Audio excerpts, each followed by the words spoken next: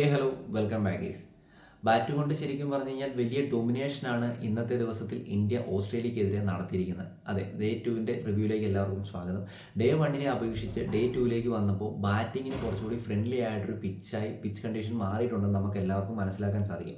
അതിൻ്റെ ഏറ്റവും ഉത്തമ ഉദാഹരണമാണ് സ്റ്റാർക്കിൻ്റെയും ഹേസൽവുഡിൻ്റെയും ചെറുത്തുനിൽപ്പ്. അതിലെടുത്ത് പറയേണ്ടത് തന്നെയാണ് സ്റ്റാർക്കിൻ്റെ ബാറ്റിങ്. നല്ല രീതിയിൽ തന്നെ ആൾ നല്ല ഷോട്ടുകൾ വായിക്കുകയും അതോടൊപ്പം തന്നെ ബാറ്റിൽ നന്നായിട്ട് മിഡിൽ ചെയ്യാൻ സാധിക്കുകയും ചെയ്യുന്നുണ്ടായിരുന്നു. അതിൽ നിന്ന് തന്നെ മനസ്സിലാക്കിയിരുന്നു പിച്ച് കണ്ടീഷൻ നന്നായിട്ട് മാറി മറിഞ്ഞിട്ടുണ്ടെന്ന്. അത് കറക്റ്റായിട്ട് കമൻറ്റേറ്റർമാർ എടുത്ത് പറയുന്നുമുണ്ടായിരുന്നു.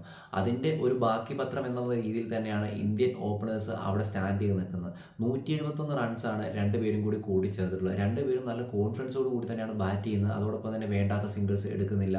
ഓരോ ബോളുകളും കഴിയുമ്പോൾ അല്ലെങ്കിൽ കുറച്ച് ബോളുകൾ സെറ്റ് ഓഫ് ബോൾസ് കഴിയുമ്പോൾ കറക്റ്റായിട്ടുള്ള കമ്മ്യൂണിക്കേഷൻ രാഹുൽ ചെന്ന് ജയ്സ്വാളിൻ്റെ അടുത്ത് പറയുന്നുണ്ട്. ആസ് എ സീനിയർ രാഹുൽ നന്നായിട്ട് തന്നെ ജയ്സ്വാളോട് കമ്മ്യൂണിക്കേറ്റ് ചെയ്യുന്നുണ്ട്. അതോടൊപ്പം തന്നെ നന്നായിട്ട് സിംഗിൾസ് ഇട്ട് സ്ട്രൈക്ക് റൊട്ടേറ്റ് ചെയ്യാൻ സാധിക്കുന്നുണ്ട്. വേണ്ട സമയത്ത് ബൗണ്ടറീസ് വരുന്നുണ്ട്.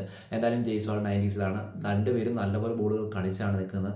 ഈ ഒരു പാർട്ട്ണർഷിപ്പ് നല്ല രീതിയിൽ ബിൽഡ് ചെയ്യുന്നതുകൊണ്ട് ബാക്കി ഡഗ്ഔട്ടിലിരിക്കുന്ന വരാൻ പോകുന്ന ബാറ്റ്സ്മാൻമാരെ സംബന്ധിച്ച് വലിയ കോൺഫിഡൻസ് ആണ് രണ്ടുപേരും കൂടി കൊടുക്കുന്നത്. അത് വലിയൊരു ഇമ്പാക്റ്റ് ഉണ്ടാക്കുമെന്നുള്ള കാര്യത്തിൽ യാതൊരു സംശയമില്ല. ഇന്ന് ഡേ 2 എൻഡ് ആയിട്ടേ ഉള്ളൂ. ഇനി നമുക്ക് 3 ദിവസം ഫ്രണ്ടിലേക്ക് കിടപ്പുണ്ട്. വലിയൊരു ടാർഗറ്റ് അവിടെ ഓസ്ട്രേലിയക്കെതിരെ ഉയർത്തിക്കഴിഞ്ഞാൽ ഓസ്ട്രേലിയ സമ്മർദ്ദത്തിലാകുമെന്നുള്ള കാര്യത്തിൽ സംശയമില്ല. ഇന്നൊരു വിക്കറ്റ് കിട്ടാഞ്ഞിട്ട് എല്ലാ ഓസ്ട്രേലിയൻ താരങ്ങളും നല്ല രീതിയിൽ ഫ്രസ്ട്രേറ്റഡ് ആകുന്നത് നമുക്ക് അവരുടെ മുഖത്ത് എടുത്ത് കാണിക്കുന്നുണ്ടായിരുന്നു. അവസാനത്തെ ലാമിഷനയുടെ ആ ഓവർ അല്പം ട്രിക്കി ആയിട്ടുള്ള ഓവറായിരുന്നു. അൺഎക്സ്പെക്റ്റഡ് ബൗൺസ് അവിടെ ഉണ്ടാകുന്നുണ്ടായിരുന്നു. എന്തായാലും മൂവ്മെൻറ്റിൻ്റെ കാര്യത്തിൽ ആ ഒരു പിച്ചിൽ നാച്ചുറലായിട്ടുണ്ടായിരുന്ന മൂവ്മെൻ്റ് ഒക്കെ ഇല്ലാതായിട്ടുണ്ട്. ആദ്യത്തെ ദിവസത്തെ പിച്ച് കണ്ടീഷനും രണ്ടാമത്തെ ദിവസത്തെ പിച്ച് കണ്ടീഷനും തമ്മിൽ ഭയങ്കര ഡിഫറൻസ് ഉണ്ട്. ചെറിയ ചെറിയ ക്രാക്കുകളൊക്കെ വന്നു തുടങ്ങിയിട്ടുണ്ട്. പോകെ ചിലപ്പോൾ ഡേ 4ലേക്ക് ചെല്ലുമ്പോൾ സ്പിന്നർമാർ ചിലപ്പോൾ ഡൊമിനേറ്റ് ചെയ്യാനുള്ള സാധ്യത കാണുന്നുണ്ട്. എന്തായാലും ഇന്ത്യയെ സംബന്ധിച്ച് ഇതിലും വലിയൊരു സ്റ്റാർട്ടിങ് കിട്ടാനില്ല എന്നുള്ളതാണ് ഏറ്റവും വലിയൊരു ഫാക്ടർ.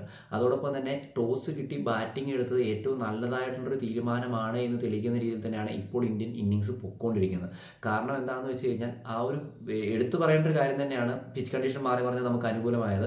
അതോടൊപ്പം തന്നെ നമ്മുടെ ബോളിംഗ് സൈഡിലെ ഫീൽഡ് പ്ലേസ്മെൻറ്റ് ന്യൂസിലാൻഡ് മത്സരത്തിനെ അപേക്ഷിച്ച് കുറച്ചുകൂടി അഗ്രസീവായിട്ടൊരു ഫീൽഡ് പ്ലേസ്മെൻ്റ് ആയിരുന്നു.